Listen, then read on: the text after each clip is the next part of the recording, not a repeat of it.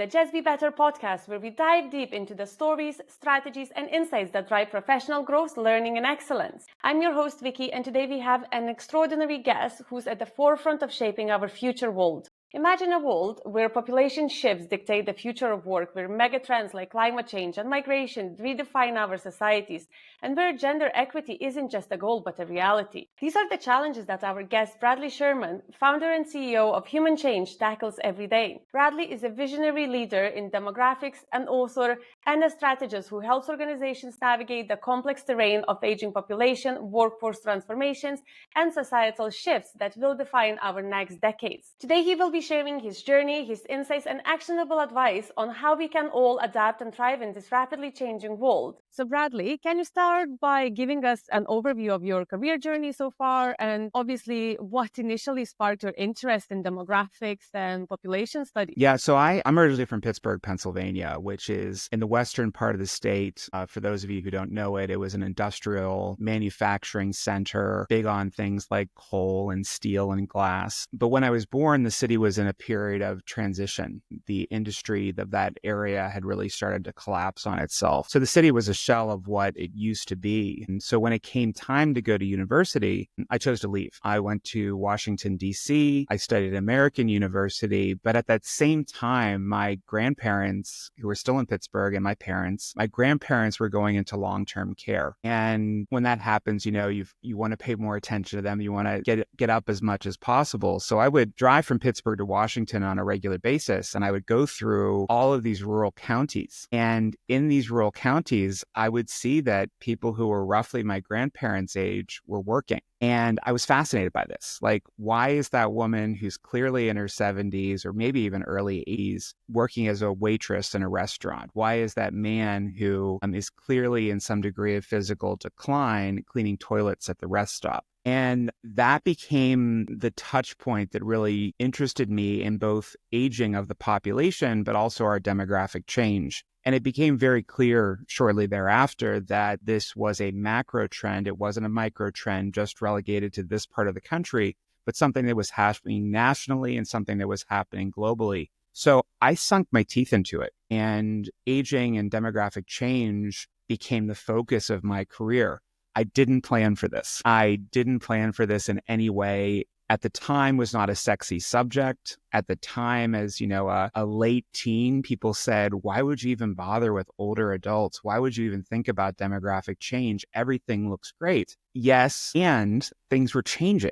But that change happens over time. It's a long-term, slow-moving trend. And it's something that I knew, as I was coming out of college, that this was a good focus for me. And by the time I was in middle age, it was peak earning years, this would likely be the subject on everyone's minds. And here we are today. I'm 46 years old, going on 47, and aging and demographic change, the declining birth rates, the migration of people, have become central topics across all OECD countries, is a highlight of the World Economic Forum's agenda now, and really become a focus for business. To me, at least, it's very interesting to see people who find a topic that is not sexy at all at that time, and you see the shift and transition into the whole world actually looking into you and at your work because of something that you picked up an interest in very early days. I worked in can't call it corporate because these were nonprofit organizations, but big nonprofit organizations, one that represented the long-term care industry, and the other an organization called AARP that represented, at the time, nearly 40 million Americans over the age of 50. With $2 billion a year in revenue, it was a big dog. But something, near the end of my tenure there was pulling me to go out on my own. Was pulling me to write this book, The Super Age, Decoding Our Demographic Destiny, which was published in 2022. Something was saying to me, there's more here. We can't just focus on aging populations, which is really kind of where we're at in the conversation now. Everyone's talking about this influx of older adults and whether or not our social welfare systems can accommodate for them. What they haven't fully addressed yet is that next question, which is what do we do with shrinking markets? What do we do with the fact that Gen Z is smaller than millennials? Gen Alpha, which follows, will likely be even smaller, at least within OECD countries. So this is what the next wave of the future is. And of course, we have to fold in another macro topic, which I know is very important to Europeans right now. It's top of the agenda here in the United States, is migration. And this, not just immigration, but migration in general, both the external movement of people into another country, and of course, the movement of people within nations. We're experiencing both of those here now. A big wave of immigrants coming in from around the world across the southern border, but we're also starting to see climate migration emerge as a new trend here in the United States. People who are being pushed away from areas where they've experienced some kind of climate catastrophe, wildfires, hurricanes, tornadoes, flooding. And that's going to really remake the future for a lot of this country. Some places will be left with little. Some areas of the country that are climate resilient will really see a boom to their economies. And then looking through your earlier career before you actually got very deep into this topic, what would you say was some of the most significant challenges you had to face during that time, obviously being in such a field that a lot of people were very skeptical about? Because even nowadays, I think climate change and migration is the topic that some still roll the eyes over. It takes a lot of hard work and dedication, and it required me, and I think others who are in the same vein as me, to think differently about how we talked about the subject. Older adults, essentially since 1935 here in the US, have been dependents, meaning that they received a pension from the government, maybe from their employer. They went on a national health care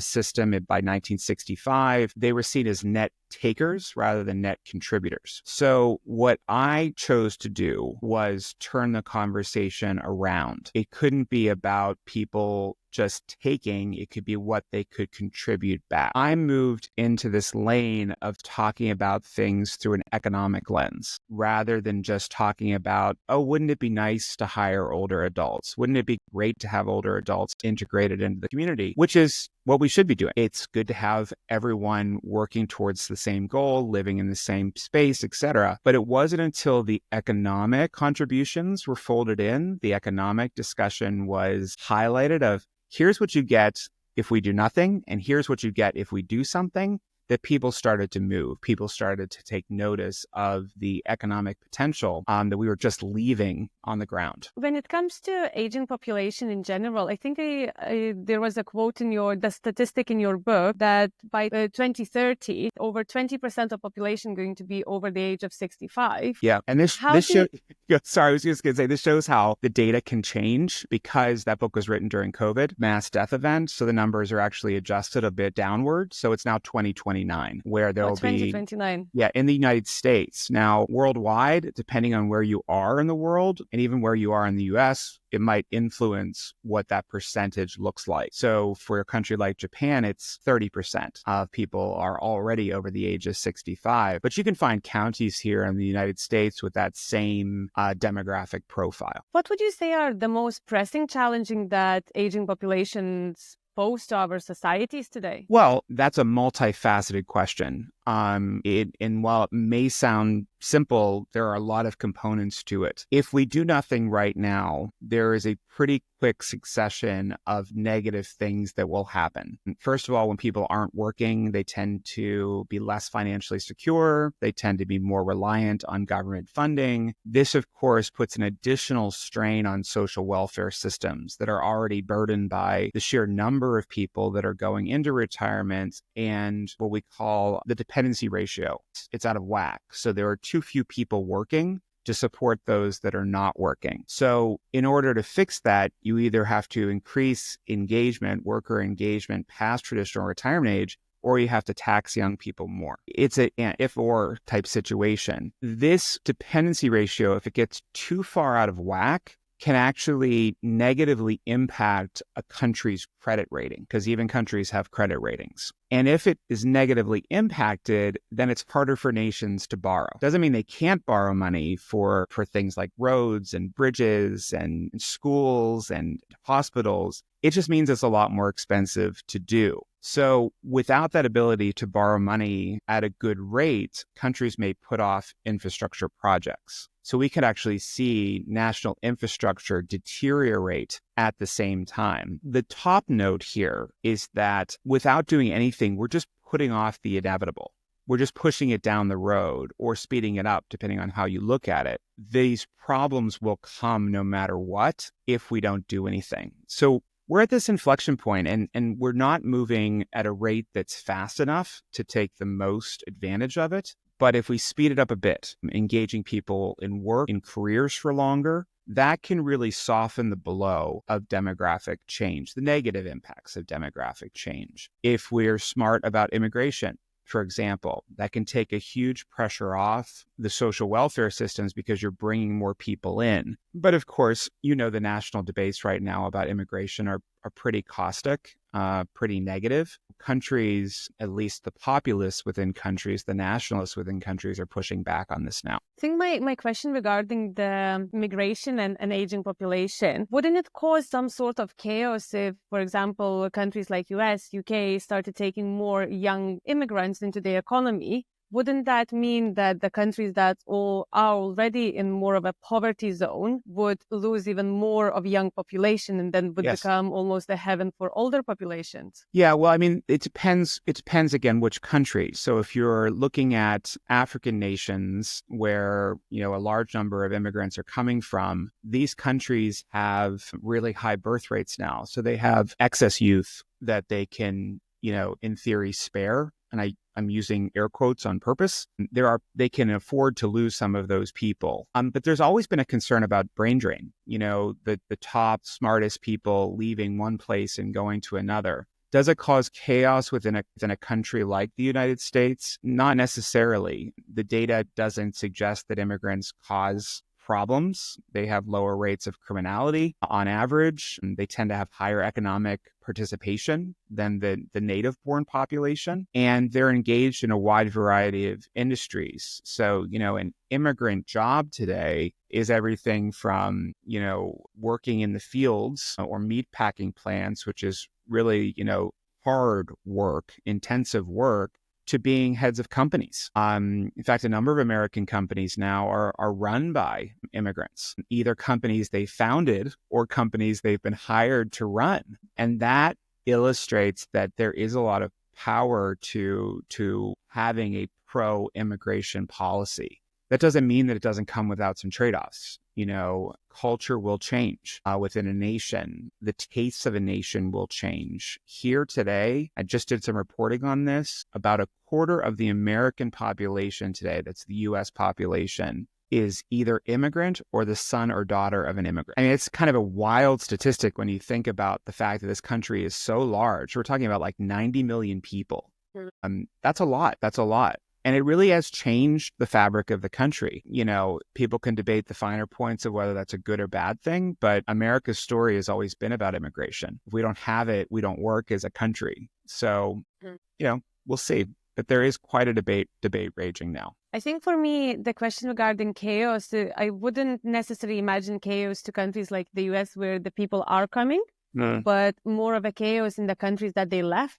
I'm just thinking about my home country, Lithuania. It used to be 3.3 million people. At the moment, I think it's 2.5 million, and it's predicted to drop to 2.2 million in 2030, I believe, if I'm not mistaking the date. And it's already a massive problem of finding the workforce, and because people are leaving to different countries. So my question is what chaos and how to control that chaos probably in the countries of the origin of migrants. I mean, you just have to take a look at two countries everyone's watching today, Ukraine and Russia. and the war that's happening there now, which has caused a massive outward migration from both countries. And the people that leave, as you rightly suggest, are people you want to stay.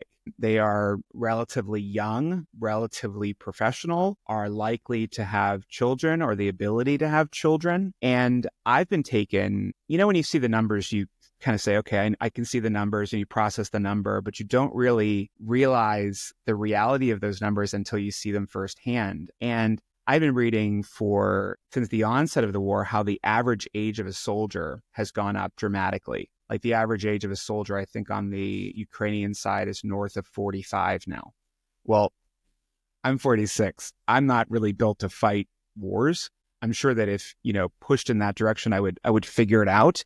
But that illustrates how significant the population challenges are there. Even with the incursion of Ukraine into Kursk, looking at the soldiers that are being captured by Ukrainian forces, they're all men in their late 40s, 50s that are fighting, maybe even early 60s. So yeah, it really does challenge a country's economy, and it can actually speed up what I refer to as a demographic death cycle, where you've got low birth rates to start, you've got high outward migration, you might have low immigration. There just isn't the right churn to get the country in a pro-growth stance. Now, at the same time, growth isn't the end-all be-all. Like there is a limited number of resources available to us. There's a limited amount of space that really humans should be occupying. And there were plenty of times in history, 50, 100, 200 years ago, when our national populations were significantly smaller than they are today,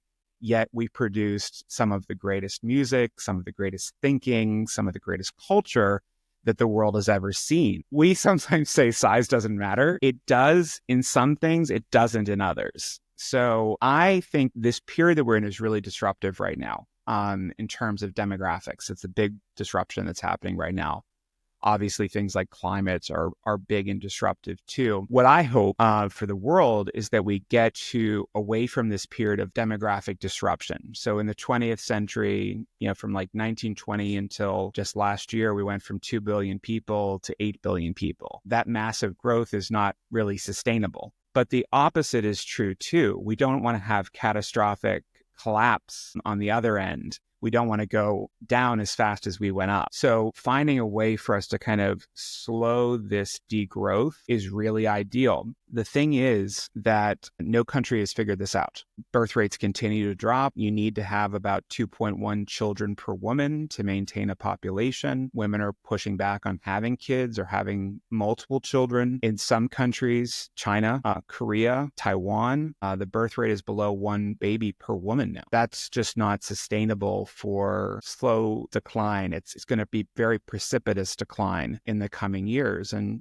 last year, China lost 2 million people because they've got these multiple things happening to their population right now: declining birth rates, increased immigration, and next to no immigration into the country. But with China, isn't that a direct reflection on their laws a few decades ago, where they didn't allow population to repopulate and grow? It's a common misconception that policy is responsible for the state of things in China right now. Population birth rates tend to track with development. So as a country develops, as women achieve independence, are able to get an education, control their health care, control whether or not they earn, and have financial independence, that tends to have more of an effect on the birth rate than a national policy. But let me put this in perspective. When China went to the one-child policy, they supercharged this transition. So they already had the fundamentals in place for population decline,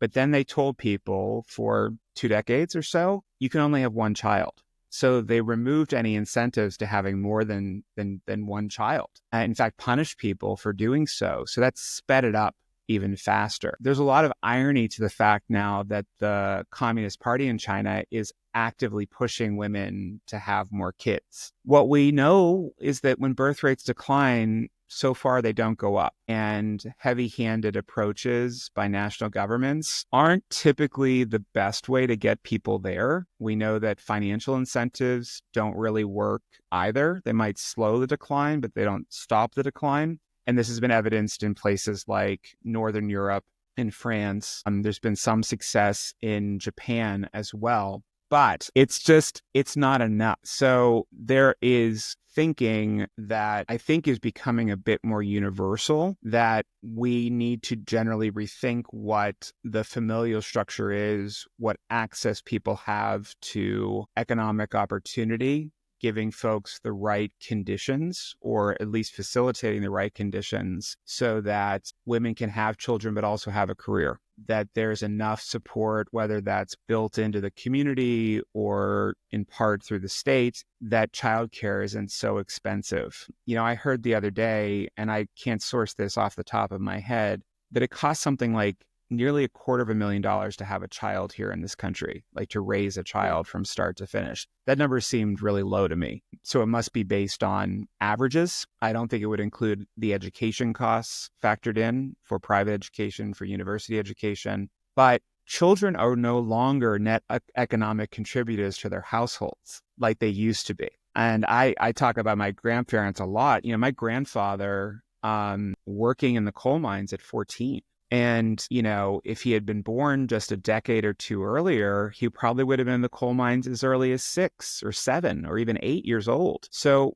we made a decision, the OECD type countries made a decision a long time ago, over 100 years ago, to say, we don't want kids doing this kind of work. We want kids to have access to education, which is a big thing. We want kids to have access to clean water. We want kids to have access to clean air. We want to see them develop into human beings, not be just the tools of labor. And the down market effect of that is that we remove that economic element from the workforce. We remove that economic element essentially from the household. So kids went from being net economic contributors to net economic consumers. So it's just a change that's happened. I don't want to see kids working in the mines at 14, but we have to be conscious of the fact that requires us to have other levels of investment now, because they're not contributing financially back to their families. I think it goes hand in hand as well, that we remove young population from workforce and labor market,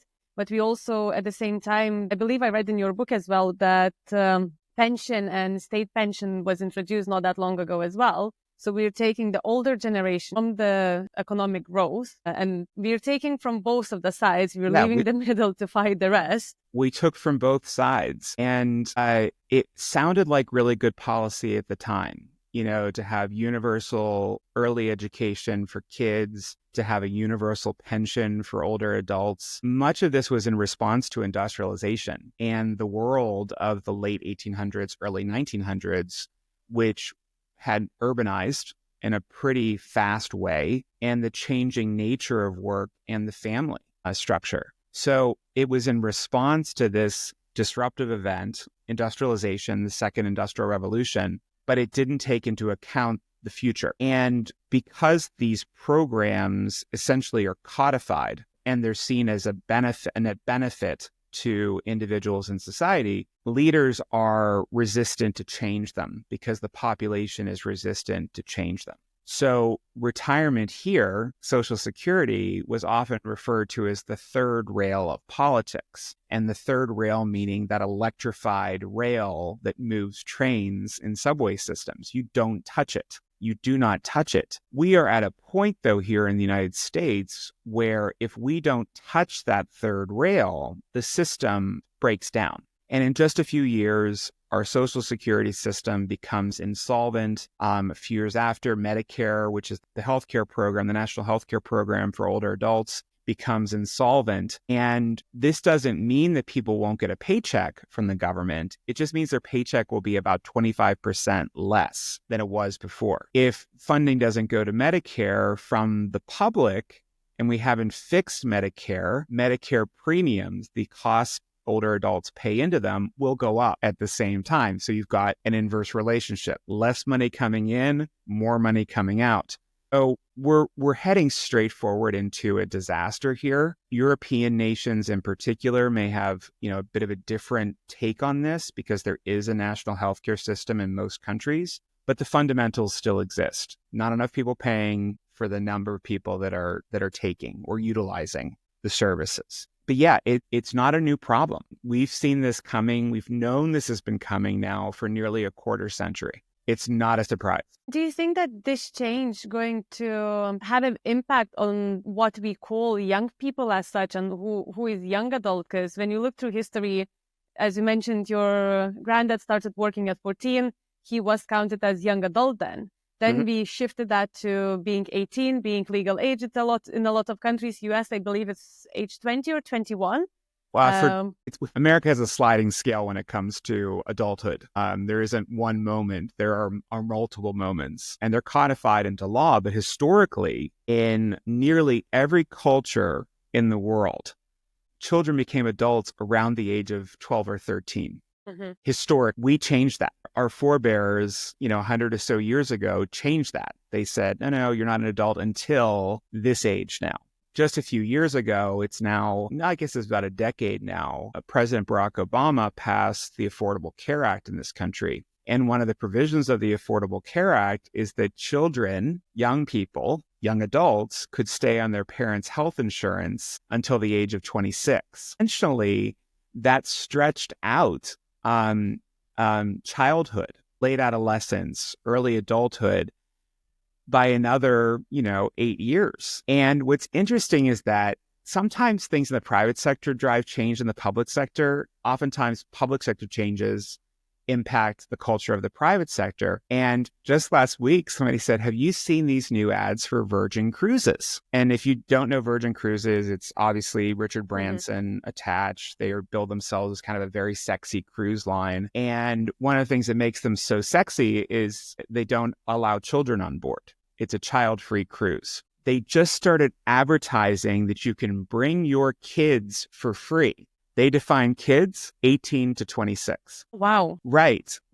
So we're starting to see now in the private sector what the implications of a policy decision are having on our perception, what stage a person is in their life. But there are other things that we can see too that are quite dramatic, quite frankly. We know that because there is this delayed shift into adulthood, young men and young women are having sex later.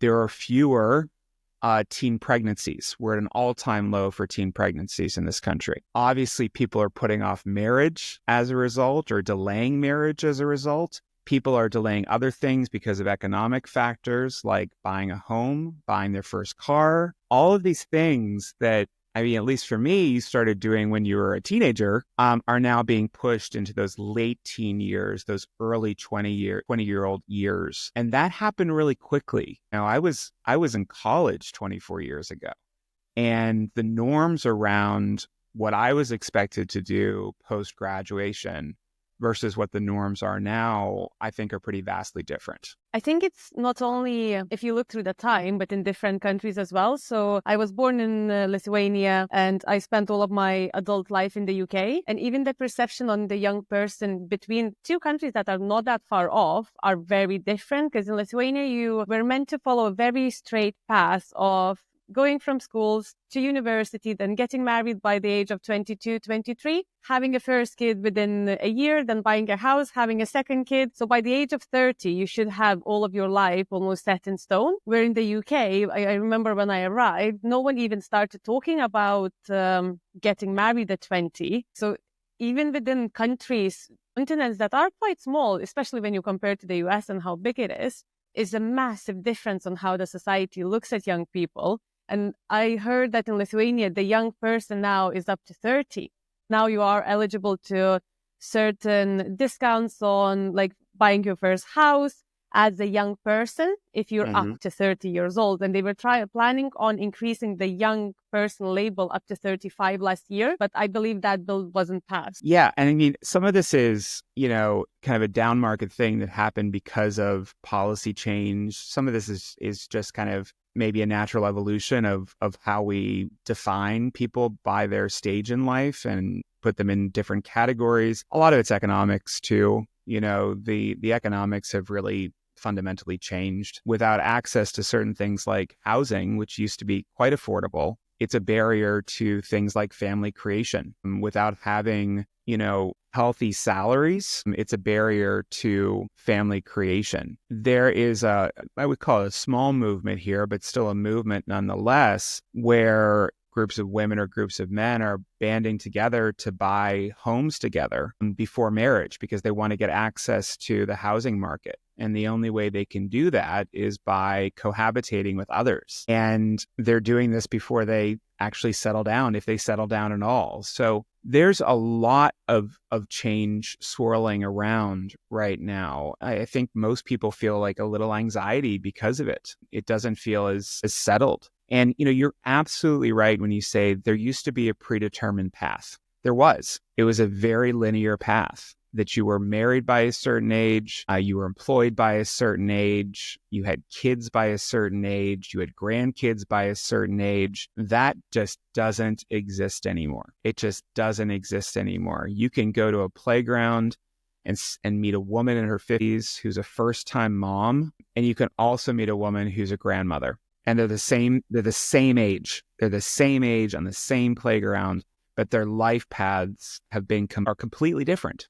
Completely different. On the interesting note that you just said about people starting to cohabitate again, and it seems to me, looking from aside, that we're almost going back in time where the community used to be in one house, the whole family living together. Then the community started to slowly shift into being more of a solo persons living, then cohabitating with one or two people through their life, and then family and everything. Are we going back that much in time that we're going to have to rethink the whole urbanistic shift as well? Yeah. On how the house is building, and we are going to go back into almost like community households? Yes. I mean, you just hit the nail on the head. And so much of the 20th century moved us away from the way we always lived, the way our civilizations have been structured. And they were structured around multi-generational living, or within a single home or single building, to multi-generational communities. And economics, the cost of things like caregiving, childcare, etc., but also the cost of the physical structure have pushed a lot of people back in that direction, the way we've always lived. The 20th century, early 21st century were real blips on the radar, I think. But during that period, we also had a lot of people who chose to be single. They chose to not get married, or they chose not to have children. And these folks are now looking at least some of these folks are looking at cohabitation agreements, whether that's, some type of communal living, buying a property together, kind of figuring out their future needs together.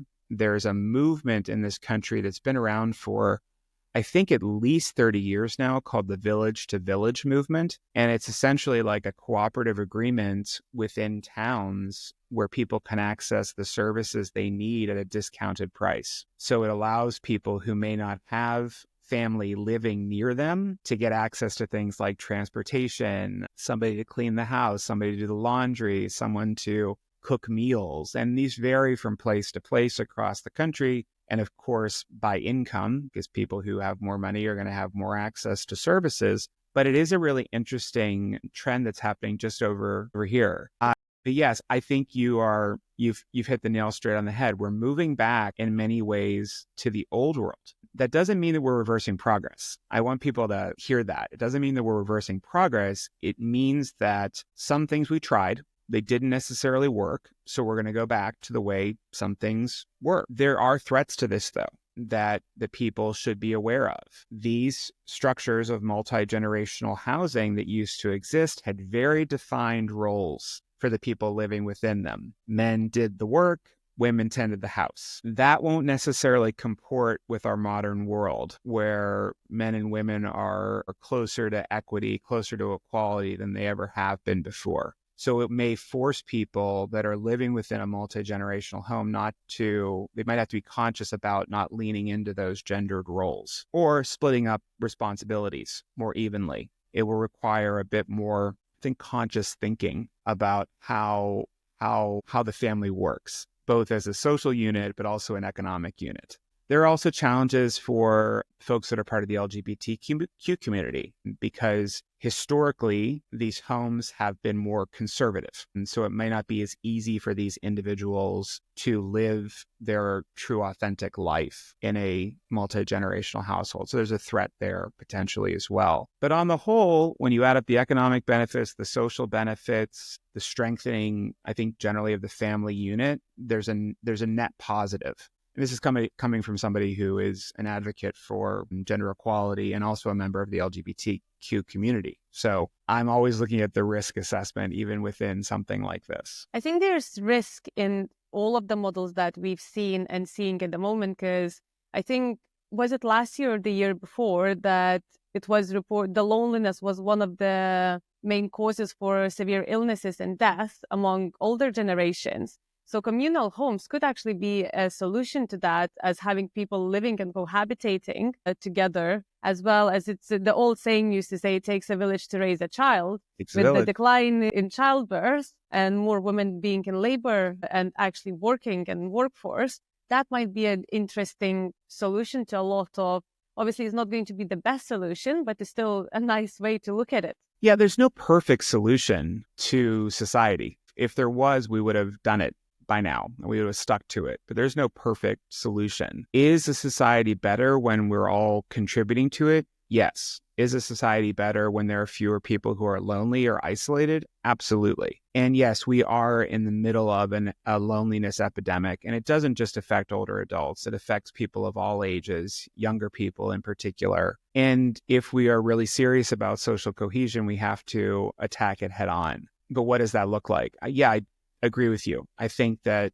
co-housing could be one way that we get there. Living in a multi-generational home or community is another way we can get there. And of course, the third way, especially for older adults, is making sure that their contributions are valued. So making sure that we're engaging them in work, both paid and volunteer work, really doing our right best to keep them as part of the community as much as we can. Now, that's what we can do. Individuals have a role in this too. One of the things people ask me all the time, what can I do to guard against loneliness? Because they know I study it. And the answer is simple. It's hard. It's hard to make friends. It's hard to keep relationships. You have to work at it. But just like going to the gym or exercising or eating a good meal, eating good food, it requires you to be conscious about your behaviors. And investing in friendships, investing in time with people will have long-term positive impacts on your overall health and well-being. My question to you, this is kind of related to labor and workforce market as well as loneliness. Over the last few decades, the majority of mental shift was focused on workforce and being in work, getting the career, and actually became less important. Family time, friend time became less important. How do you think we could change that shift into bringing both work and life balance essentially to people and reducing the loneliness by also not taking too much from economy that we're already struggling to keep up? I think there's a couple parts to the answer. The first is that if there's a role for government in particular, the role is to make sure that they are investing in third spaces. Third spaces, for those who are unaware, are like the places outside of work and home. They could be a restaurant or a bar. They could also be a public gymnasium or a park. Even libraries are important parts of the third places. And they're places where you might run into people. There's a park just 3 blocks to the west of me here in Washington, D.C., and you go there any day of the week, any hour of the day, and people are playing chess. And you just go and you can sit down and play chess with somebody. Like, that's one example of what this can be. Really low cost for the government to put in those tables that allow you to play chess, but great outcomes, and outcomes that you can measure over decades. Parks are a really important part of the mix. As it relates, though, to individuals, getting stuck in the grind of just working and putting off relationships and families, I don't have the best answer for that. I think that there's pushback already on the grind. I think this was exacerbated during COVID, where folks felt like there were so many pressures coming at them at once that they were able to push back, ask for more things, more money, more time off, more flexibility, etc. And they largely got those things. But long term, we've asked people year after year to do more with less. And there's a point where that breaks because salaries, at least in this country, have remained relatively stagnant, very slow growth. But the cost of healthcare has jumped, the cost of education has jumped, the health cost of housing has jumped, even the cost of groceries, and this is a subject you'll hear a lot about this year in the US because of the election. Inflation is down to about, just under 3% now, 2.9%, which is really wonderful. And we're happy that we're there. But grocery prices are 25% higher than they were at the start of COVID. So that's a massive difference between the two places. These pressures exist out there. So that's why you hear people say we don't believe the economy's in good shape right now because they don't feel it in their everyday experiences of just trying to survive and hopefully thrive. There's a bit of a silver lining to all of this, though, that folks should note. Because of the demographic pressures that almost every OECD country is under today, almost every country in Europe is under today, is reshaping slowly but surely the relationship between the worker and the employer. And because demand for labor remains relatively high and supply now is relatively low, employers have had to increase their offering in order to recruit and retain individuals. So it's a lot like post-war period, just coming after the Second World War, where we had 20 years of declining birth rates, 3 or 4 mass death events from the First World War, the Second World War, the pandemic, the Spanish flu, the Great Depression, all of these contributed to a really low birth rate and only a small number of people of working age coming out of those wartime years. And what we saw from about 46 to about 64, at least in this country, was great wage growth, greater equality of salaries, great benefits coming from companies. That all started to change when the first boomers became adults. And all of a sudden there was this massive influx of relatively cheap labor into the marketplace. Spigot has been turned off, or at least has been turned down quite significantly. So I think there's an upside there. I also think that women are driving a new way of working because the old way of working doesn't work for them. There is a large cohort of women worldwide now, and it's growing here in the United States as well, engaging in what's called a portfolio career, meaning that they don't want to sit squarely in a 9-to-5 job, especially if they're kind of mid or upper career folks, because the pressures of the workforce are causing burnout. They can't take care of their kids, they can't take care of their parents while doing these high pressure, high power jobs. So they're stepping back from these careers and offering themselves up to employers as fractional employees, experts, as consultants. And they're really charting a new course for the future of work. And I think that's pretty exciting too. This is, like I say, is a period of transition here. So where we land is hard to really see right now because there is so much churn. But I do think that we are getting to a point where things rebalance a bit more between the employer and employee relationship so that we have more balance in our lives too as a result. My question more directly to my area in hiring and recruitment. Obviously, before COVID, hiring was probably one of the fastest growing industry at that time. Then COVID happened, companies got furloughed half of their staff. Nowadays, companies, when they are starting to come back after all of the repercussions of COVID, they still laying off people because they overhired, they overfired at the same time and trying to solve that chaos. At the same time, I feel like companies still raising the bar of what they expect from the workforce, and they keep not increasing the benefits, but they keep increasing the requirements. Do you think that's going to shift at any point in the future, or the companies are still a little bit too slow to realize that the massive shift is happening, and there's actually the fact that there's so many people who had been laid off doesn't mean that the population is growing and you have more workforce to choose from. Yeah, I mean, I think that there's a disconnect between the reality of what employers want versus what the market's willing to give them. And this is problematic from a recruitment standpoint because they're not putting out the right offer. What could change for them in their favor is if we were to enter into a recession where more labor comes available and people are hungrier for work and willing to do more for less. But that gets away from the fundamentals that the population is contracting in such a way, or at least its growth is slowing in such a way that the number of available workers, especially skilled workers, are fewer and far between than they were pre-COVID. You know, here in the US, we lost 3 million workers during the COVID years that didn't come back. And then we lost another 3 million people we weren't expecting, in large part because people retired, because the market has been outperforming itself. So there are these macro trends that are putting a lot of pressure on employers, but employers haven't fully pivoted yet. So taking a look back at history again, when did the employer-employee relationship shift around the last time?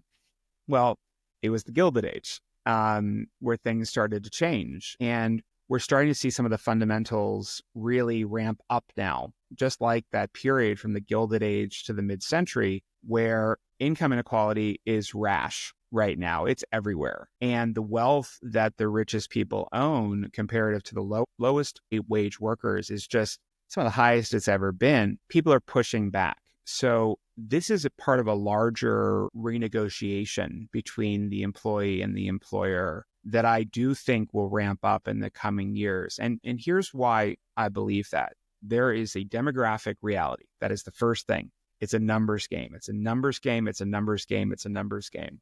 But there's also this realization that the system isn't working for the average worker. So in the background, unions, collective action, collective bargaining are starting to pick up, starting to tick up in terms of membership, in terms of how what different types of businesses are choosing to, or types of workers rather, are unionizing.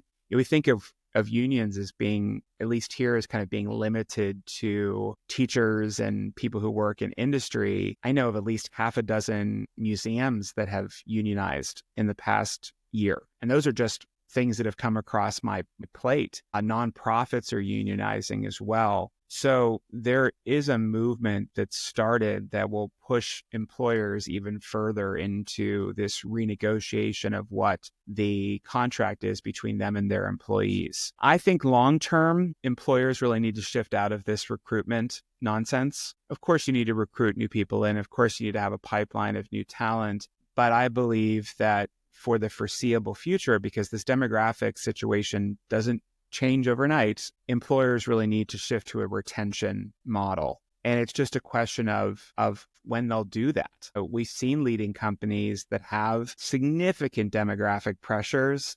modifying their business accordingly, modifying the way they engage workers in particular. And I do note in the book, and I think you're probably there at this point, about how BMW did this 15 years ago.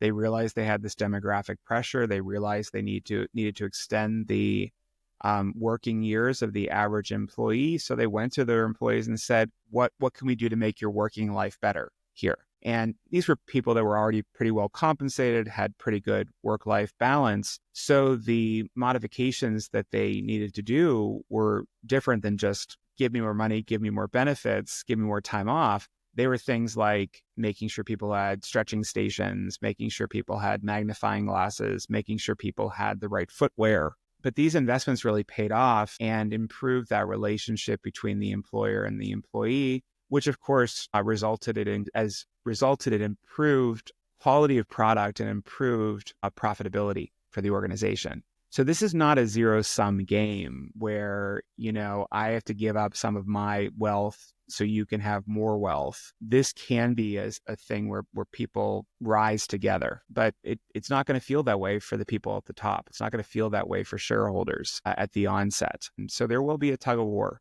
that comes in the next few years. What do you think are the potential consequences for companies that actually fail to adapt from hiring and firing approach to more of a retention practices, especially taking those demographic shifts into account? It really depends on the company, depends on the industry, depends on its geographic location. Companies that are located within urban areas are a bit more resilient to this, largely because cities are still very attractive places for young people to live and to move to.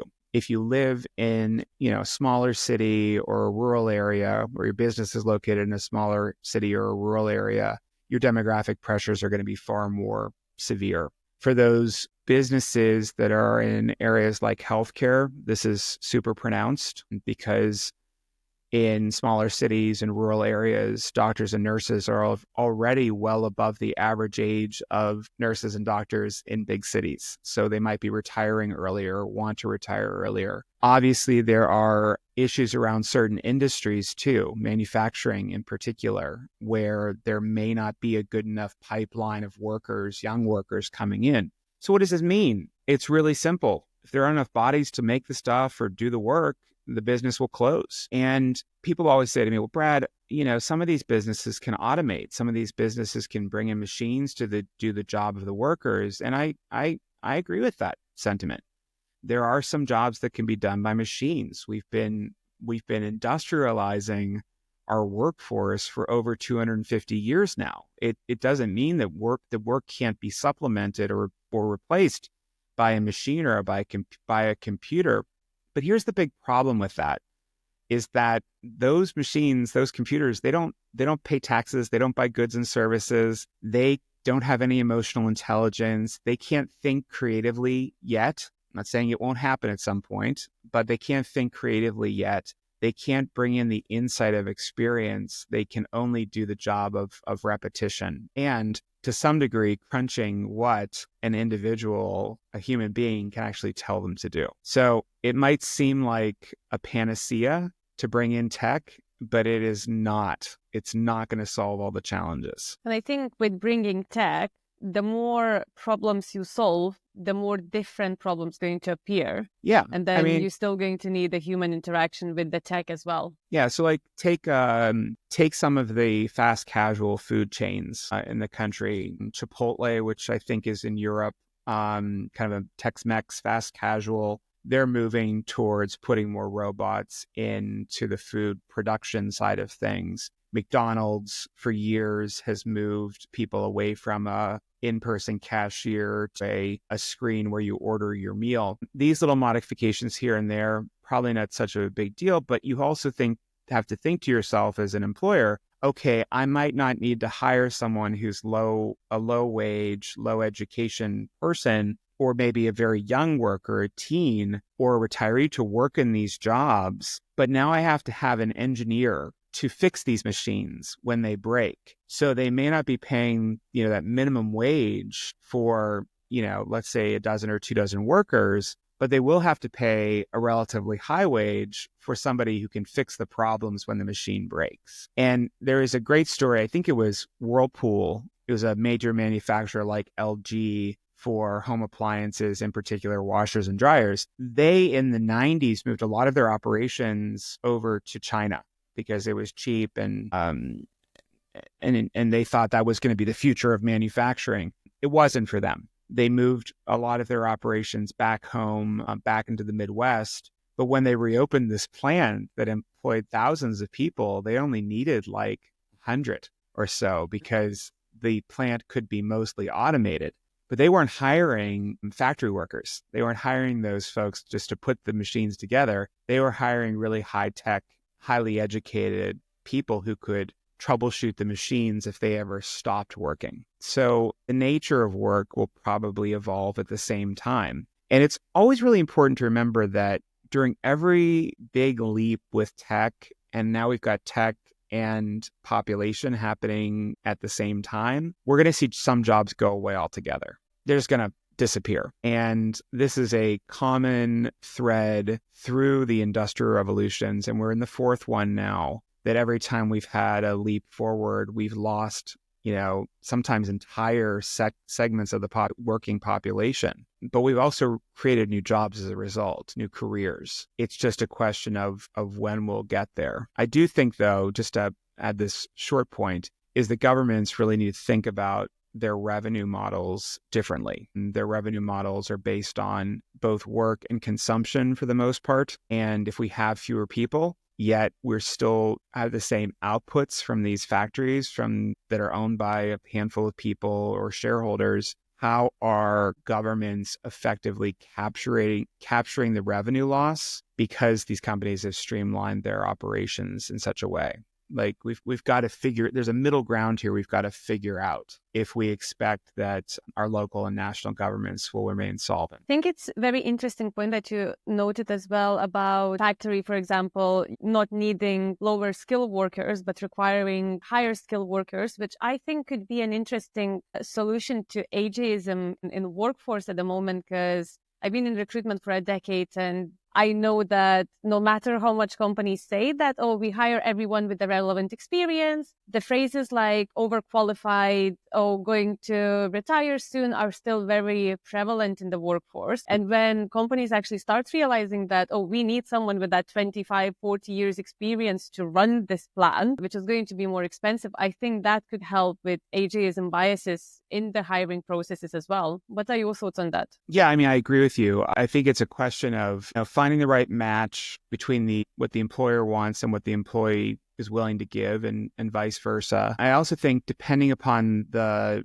company and the tech and the like, kind of what the job is, may not require someone to physically go anywhere. Like you can do some of this from your home. And there's a lot of upside to this for folks that may have challenges with mobility. For example, getting to and from the office. And if they can manage most of it from a machine, well, that opens a lot of doors. The ageism piece is the perennial issue. I think some of it's being solved, but because there's a great demand for labor and there isn't a big supply, so employers are having to look a little bit outside of that normal hiring pool to get the right talent in. But yeah, I agree with you, and fundamentally that this could help that. Because especially for physically challenging jobs, where there's a bias against older people's ability to do those jobs, I think that could open up a lot of doors. Another topic that I really want to touch with you, Bradley, is we already touched on migration briefly and on climate change briefly. I'm actually very curious to hear your thoughts on the intersection of those megatrends like climate change and migration, and how do these forces interact and what impact do they have on global demographics, in your opinion? Yeah, I mean, so everything is intersectional. I think that's probably the fundamental statement here. Everything is intersectional. So we can look at them as verticals, but we really should be thinking about how they interplay with one another. So why do people migrate from their home country to a new country? Well, historically, they've moved because of economic opportunity, because of religious persecution, political instability, or a conflict. That's the reason people have historically moved from country X to country Y. In fact, we can argue that within the United States, nearly everyone who moved here, notwithstanding the people who were forcibly brought here for their labor, that our entire country is built from those people who came because they wanted to earn more, have a better life, worship freely, etc., get away from conflict zones and political persecution. But now there is this emerging group of people that are moving because of climate. And these people are moving, as I note, both internationally from country A to country B, but sometimes they're also moving within country as well. Let's talk just briefly about those moving internationally. These folks are typically in regions where state of the environment is no longer sustainable. They might be living in coastal areas that have been washed out, and they might be living or formerly living in atolls that are now underwater, essentially country without a country, which has happened in the South Pacific. And they may be living in places where, depending on the time of year, the location is just not inhabitable by most of the population. In parts of India this summer, I think it reached upwards of 120 degrees Fahrenheit, which is, think about 50 to 60 Celsius. It's unbearable. And in some of these places, you've got high humidity too. So if you live in an area that's high humidity with these high temperatures, you can actually just kind of cook yourself. And that sounds kind of awful, but that's what can happen. And these people have to move. They have to migrate. They have to go somewhere. So people are on the move, and it is a worldwide phenomenon, and it's mostly people coming from the global south to northern countries. Northern countries are have not only tended to be better places for business and better places for economic opportunity. Northern countries have also had greater political stability, less threat of war, tend to be more religiously tolerant of diversity of religions. But guess what? They also tend to be climate resilient too. The big question is what are the long-term effects? Because even within a country like the United States, certainly in the south of Europe, climate change is really coming hard and fast. So we're dealing with hurricanes and tornadoes that we've never had before, 1,000-year flood events happening now, once a decade. There will be parts of the United States that may not be livable in the coming years. So who are the real winners in the future? Well, think about the countries that have the greatest land masses the furthest north. Russia could be a big winner in the future as the permafrost thaws, and you're able to start grazing cattle in Siberia on a more regular basis. A country like Canada, which is only 33 million people, about 10% of the size of the United States, and has a landmass that's actually bigger, has all this potential to bring people in, for folks to move there. Greenland as well. Just a massive, massive piece of land. So there will be, not to put it in the simplest of terms, there'll be winners and losers in the climate migration. Canada and the United States have both done really good jobs of bringing folks in. I know you live in the United Kingdom part-time. The United Kingdom is largely seen, despite the apparent challenges in recent weeks of internal conflict around newcomers versus natives, the United Kingdom is really seen as a model country for integration on the whole. How these folks integrate will really be the story of who wins in the coming years. But climate, it will be a driving force, whether people admit it or not.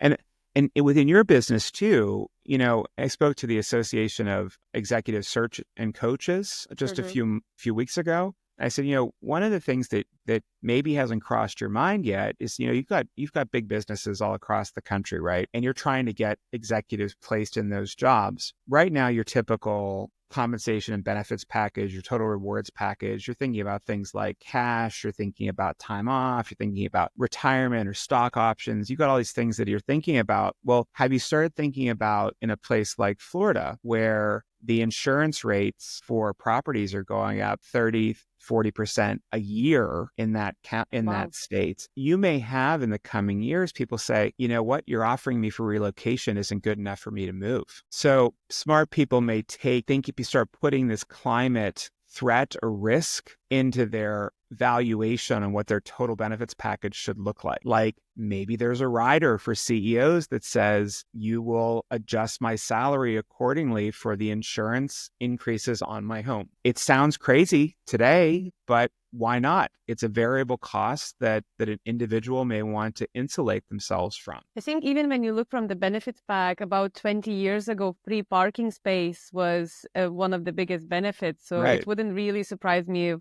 someone started offering a house insurance for the property that you move in as a benefit pack. Because at the end of the day, the package that you receive from your employer is the full package. It's not only the monetary amount of money that you get at the end of the month. It covers a lot of different areas to make your life better and more sufficient. And that increases your efficiency as well at work, as you don't have that additional stresses in your life. Yeah. And I think what business has consistently done when it relates to compensation and benefits is they've been creative in terms of responding to what employees want, but especially for executive compensation, they've been very good at responding to what executives want. Climate may very well factor into that risk analysis for leaders in the coming years, especially if they're in certain states that are more prone, states being both states within the United States and other nations that might be prone to climate events that are destructive. Do you think there's anything else that businesses and governments can do to adapt to these changes of climate and migration? Yeah, I mean, governments are doing some things already Domestically here, governments are trying to shore up the insurance market so that people aren't left in a position where they could lose everything. Governments are offering incentives for people to modify their homes to be resilient to certain climate events. In California, for example, they have new standards for how far from a house you can have trees and shrubs, because if they're too close to the house, it's more likely that a wildfire will consume the home. In Florida, they offer incentives around hurricane preparedness, storm preparedness. And if you invest in things like certain types of siding, certain types of windows, the state will give you an incentive, a tax incentive to do that. The federal government here, the national government that is actually has a program in place that helps people move as climate migrants, especially if you're in a place that's high risk. So a flood zone, for example. The federal government here has already moved entire communities of people through this program that,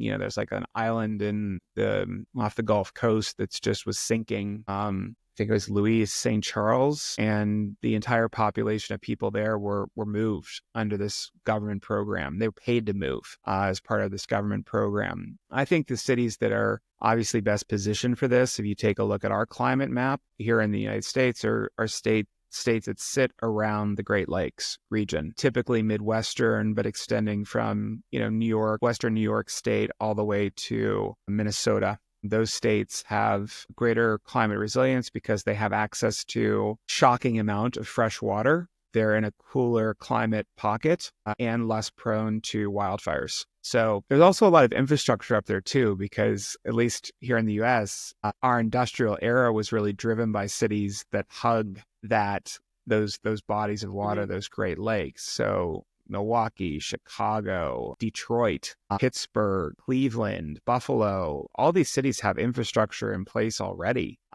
Everything from sewage systems to public transportation to even housing that has been underutilized now for about 40 to 50 years. So they can start, and maybe the federal government can start making those investments to pave the way for people to eventually move to these places.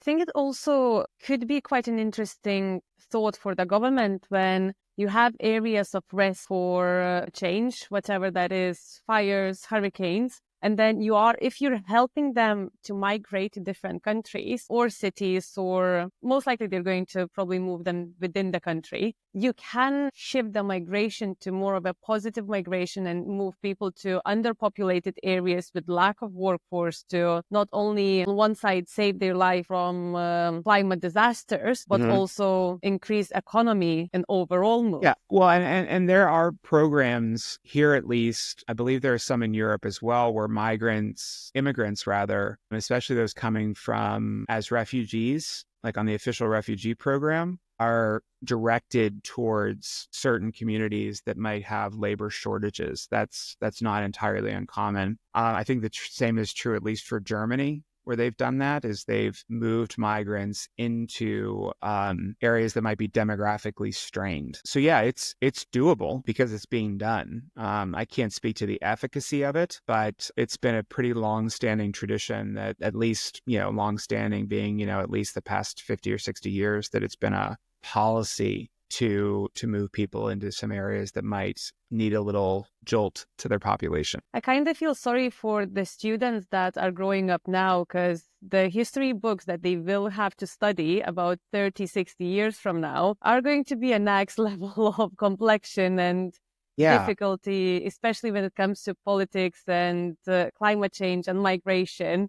I studied more of Asian history, as we call, and that was already complicated with a lot of variables. And now we have the amount of variables in daily lives that it used to happen in a decade or 100 years. Yeah, and we also have access to a lot more information now. So, if you take a look at the period from like the, let's say, 1870s to like 1940s, like a 70-year period, we've kind of done all of that in that period in like 10 years. And that includes conflicts, pandemic, global reset to finances with a recession, this massive shift in technology, and at the same time, rising nationalism. and authoritarian leaders all kind of happening at once. And yeah, most people should feel a little uneasy right now because it feels like we're drinking from a fire hose every day. If you turn on the news and it feels like the world is falling apart, it's not, but there are a lot of things to be concerned about. And we've never lived, our people, our civilizations have never lived through a period of change that has been quite this swift and quite this dramatic as the one we're living through now. I can't remember the exact statistic on this as well, but it's quite evidential that the amount of information that human brain gets on daily basis is so much more significant that our brain actually didn't manage to evolve at the same speed to understand and equip themselves with the amount of different sources and articles. And that's why there's a lot, I think there's a lot more of a internal conflicts between people and families because everyone gets access to way more information. Up until roughly, I want to say it's a decade ago now, it might be a little longer than that. We really only had in this country, 4 or 5 news stations, news channels, and there were really only 2 or 3 that were 24 hours a day. Some countries, still only have one kind of main source of news, one news channel. Of course, they supplement it now through cable and satellite. But there has been this explosion of sites that purport to be news, but are actually tools of misinformation or disinformation. And then, of course, social media, the rise of social media. The vast majority of younger people now get their news off platforms like TikTok. That's not a news site. Now, that doesn't mean that it can't be a channel for you getting your news, but it does require the end user to have a bit more discernment in who they're getting their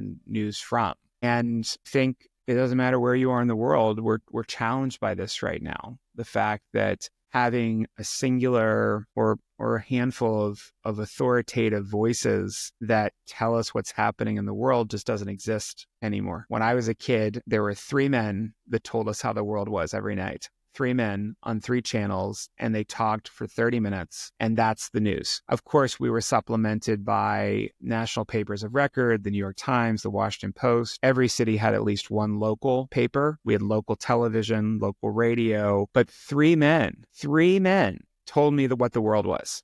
And that quickly went to 4 and then 5. And now we've got dozens of people 24 hours a day telling us how the world is. You fold in things like social media, and anyone can be a journalist these days without necessarily the same checks that a major news organization would have. And it does create a recipe for disaster. And some of these folks have been actively embraced by the establishment. You might know we have a big election coming up this year. Yeah.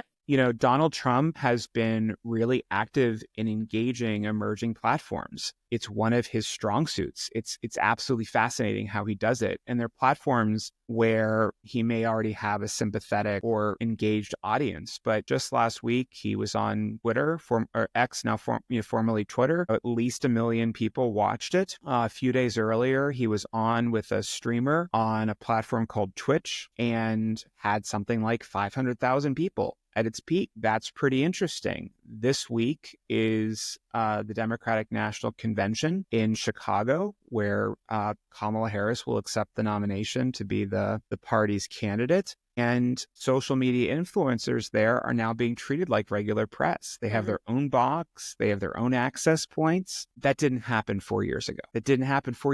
So we're talking about a sea change now in terms of how we're getting our information, who we're getting it from, and who we trust. It requires, quite frankly, a lot more work on the individual to discern what's fact from fiction. I think it will actually, for some, it will strengthen the role of institutions, especially around news organizations like Reuters and AP and France AFP or the BBC in the UK. It'll strengthen these because they're more trustworthy sources. I think governments, if they keep up with providing good data or great data, we can continue to trust them because we're running out of having those really strong sources just to tell us how the world is. I think I will try to stay away from politics in general because second you touch that. It's not a politics piece because there's no value judgment on who is right and who is wrong. That's hard to get into, but it is interesting to see from a media perspective how leaders are leaning into these platforms now that they used to really run away from. I think what I want to touch on as well, I think it's in your book, chapter 4, I believe, or chapter 5, was a very interesting point regarding elections and aging population and how the way I interpreted what you were saying, that the younger generations will have a challenge to actually elect people that they desire to see, because people over 65 going to have a bigger population on their side to vote for their candidate. Yes and no. There's a lot of angles to this that are probably important to note. The first is that boomers are dying. So their population of people that they have to support candidates is shrinking now. And we've got a few more years where it will grow, but then it will really start to shrink. So their political power may contract a bit. But older people do in this country vote at a higher rate than younger people historically. So in theory, they have a bigger voice at the table. Younger people, though, are adding people to the voting population every day. There's no subtraction there. It's all addition. What's interesting is that I think we know this pretty consistently worldwide is that older voters tend to be a bit more conservative. Younger voters tend to be a bit more liberal. There's been a bit of a shift here in recent years that aren't highlighted in the book, because it's really been in the past 2 years since publication that we've seen a pretty significant uptick in the gender divide growing. This is a worldwide phenomenon. So of course it happens here too. Young people, particularly Gen Z, was voting at a rate for progressive causes, liberals. 2 out of 3 would vote for liberals. That's changed a bit, mostly because young white men in particular, but there's a diversity of racial backgrounds, are breaking from this and leaning towards more conservative choices in politics. So this is kind of a convoluted way of giving the answer to the question. Older people always have a big voice in elections here. They will vote for what is in their best interest or what they think is the best interest of the country. People tend to vote for people who look like them or they believe can lead them. And they have voted historically here, the population in general, for people that are older than the average age of the population. Is that going to change magically overnight? Not necessarily. Is the data telling us something that's unique about voting behaviors? Yes, some stuff is emerging that's new, but on the whole, individuals vote for who they think is going to take them in the best direction. And that is a big reason why the candidates from both major political parties actively court the older demographic, is because they do show up to vote. They are consistently at the polls, and their vote can make or break an election. In fact, AARP did a pretty interesting study of older populations. And it's always important to note, you never look at any kind of population as a monolith, right? So like everyone over the age of 50 doesn't vote the same, even though ARP represents everyone over the age of 50. And what they found in their research was that a majority of people over the age of 65 were actually more prone to vote for a more liberal or progressive candidate than a more conservative one, which kind of goes contrary to thinking. And the 50 to 64s were actually more likely to vote for a conservative candidate. So very interesting. It's not what you'd expect. I know it felt like kind of a roundabout way to get there, but what was very kind of matter of fact, this is the way it's always been thinking, does seem to be upended a bit. But that just could be the nature of politics right now. Politics is weird. Politics is weird everywhere now. Every representative democracy, politics is weird, period. So we're seeing unusual alliances. We're seeing unusual partnerships. We're breaking from tradition in terms of who supports what and when. It's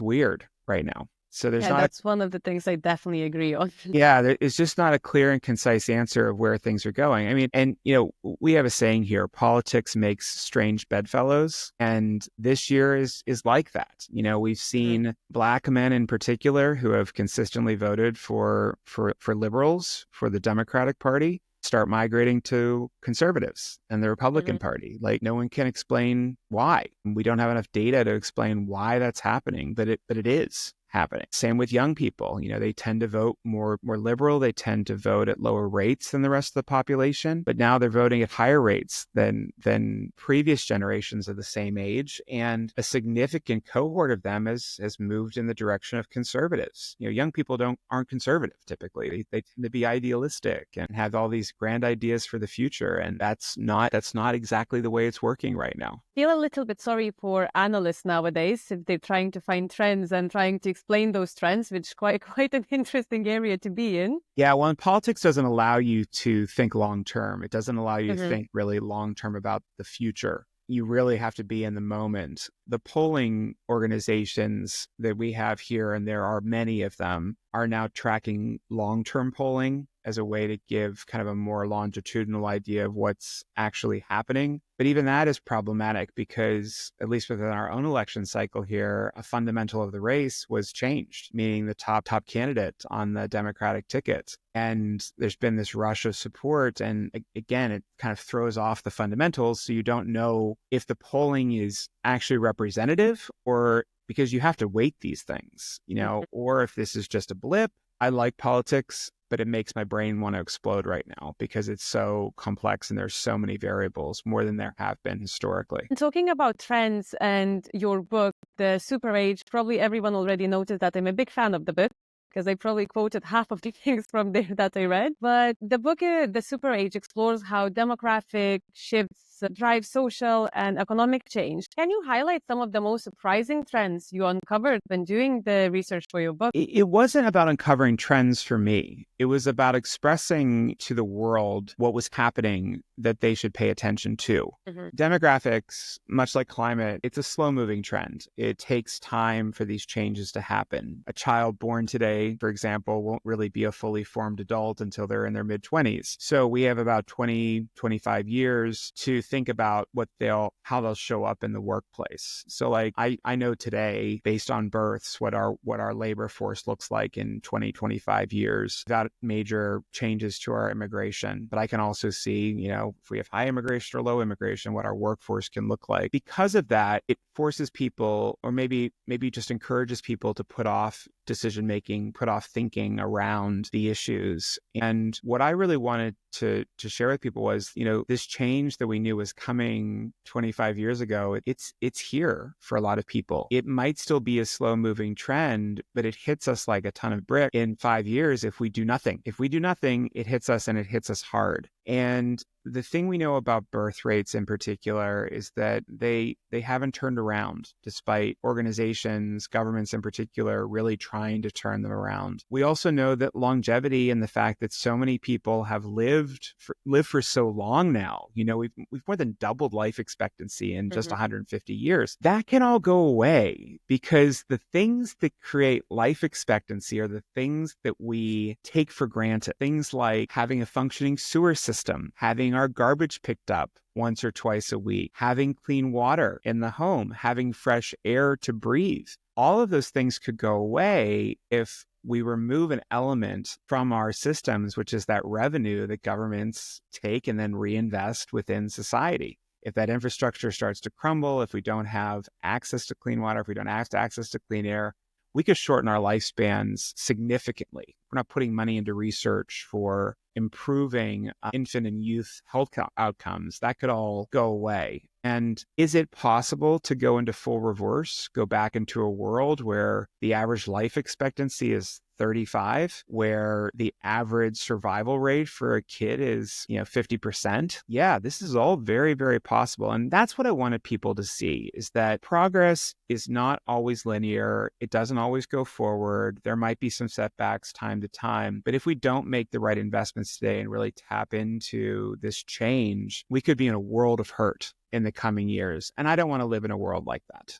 And I wanted other people to see that too. No, I don't want to live in that world as well. Yeah. And I also want businesses in particular to understand that there is an economic opportunity here.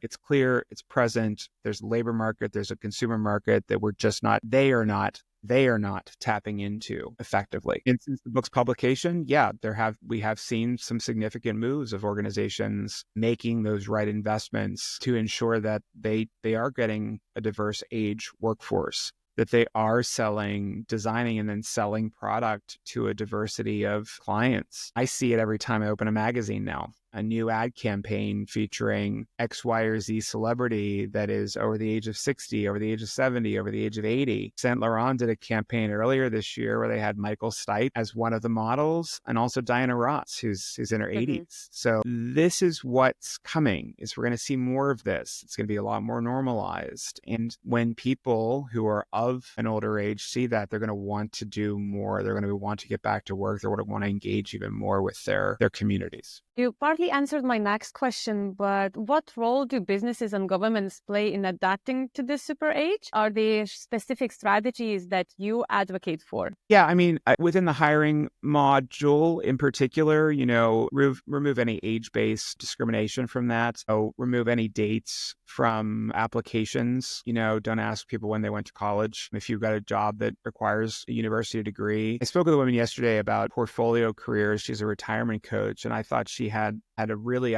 interesting concept for mitigating this. And it's to ask people for what she referred to as not a resume, but like a portfolio. Mm-hmm. So rather than employers asking, where'd you work? How long did you work there? Literally just expressing what the skill set is of that employee. Like, are you a master at finance? And expressing that in a resume, not saying worked for X company for 5 years and did their balance sheet, and this company for 5 years and did their balance sheet, actually going a bit more into what the person brings to the table. That's something that both businesses and individuals can do. I think that businesses need to lead through the lens of inclusion on all fronts. So yes, of course, that's in recruitment and retention practices. That's across the life course, from your youngest workers who are just starting and maybe need a little hand up in terms of understanding how the corporate world works, to, women in middle age who are confronted with a lot of different challenges that the employer hasn't really had to address before because there weren't so many of them. Everything from like the management of children and parents in those caregiving roles, but also,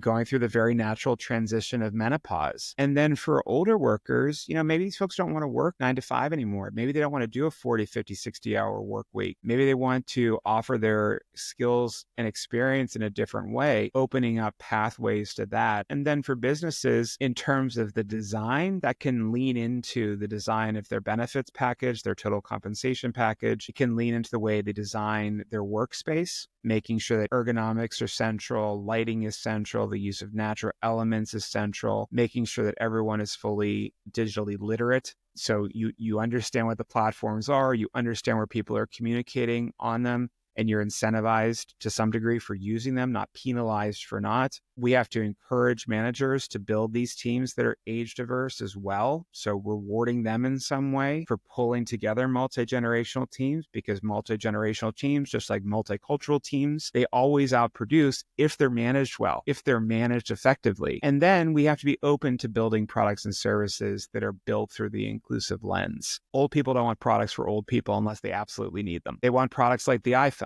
So Apple, who I talk about in the book, I talk about all the time. I'm a big Apple fan. Apple does a great job of building inclusion into everything that they do. Not just the product itself, but also the retail environment where there's a diversity of ages working there, of races, of disability and ability, but also in terms of how they're talking to people about the product as well. They do a lot of age agnostic advertising and marketing, which just talks about the product, talks about what it can do. Mm-hmm. And people get excited about that. And for government, government has a number of different levers at their disposal. They can use tax incentives, which has been done in some places like the United Kingdom, I believe, or preferential hiring for government contracts if you're able to show age diversity and hiring older workers. Some governments, I actually think most across the OECD, have some type of retraining program or programs for people who leave the workforce. Maybe they retire, maybe they're forced into a redundancy. That can be quite effective. And then, of course, public information campaigns, push back against ageism at work in product and service design, and really lean into the future, the opportunity that exists if we are fully integrated, if we are fully inclusive. But for me, inclusive business is the future of business, because, as I like to say, anyone who is able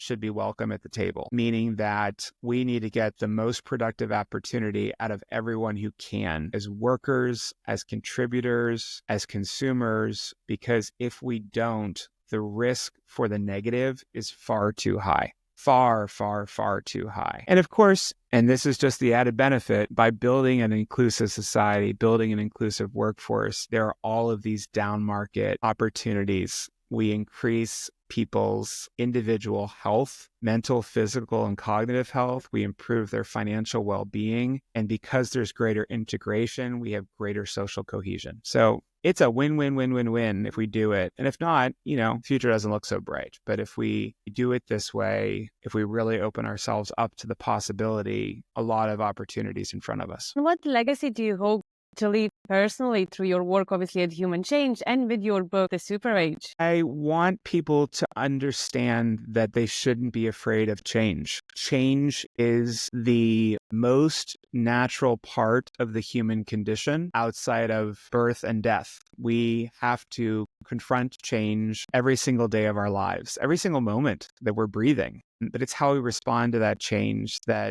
separates perhaps the winners from the losers, perhaps those who will take advantage of an opportunity versus those who won't. This change that we're hitting, especially around demographics and, of course, all of the intersecting issues around demographics, they're transformative. They're coming quick now. And I want people to understand that they can lean into this change today. They can make opportunity from it now and well into the future. But they have to have the courage to do so. And they have to have the data behind them to prove either to a financer or their boss that this is a good thing to do. And I hope the book contributes to that in a big way. And of course, I definitely can attest to that. We help businesses through the consulting practice get there too, really help them vision what the future is and then build strategies around the demographic change that's impacting that business in particular, perhaps a business unit within a business, and then get them to that next level. Bradley, it's been absolutely incredible conversation today. And I feel there are so many more topics that we could talk about. And I really hope that I can have you back at some point to cover at least some of them. Yes. Thank you so much for sharing your insight and expertise with us. Before we wrap up, is there anything else you would like to share with our listeners? Yeah, of course, you can find us at behumanchange.com. But if you want to get some insights into the future of other issues, I encourage everyone to subscribe to my Substack. It's free. It's at newrulesmedia.substack.com. Perfect. I will add all of these in the description below so people can find. And I also recommend reading the Super Age book. Definitely very interesting read. And again, thank you so much for being here. It was an absolute pleasure and hope to see you soon. Thank you.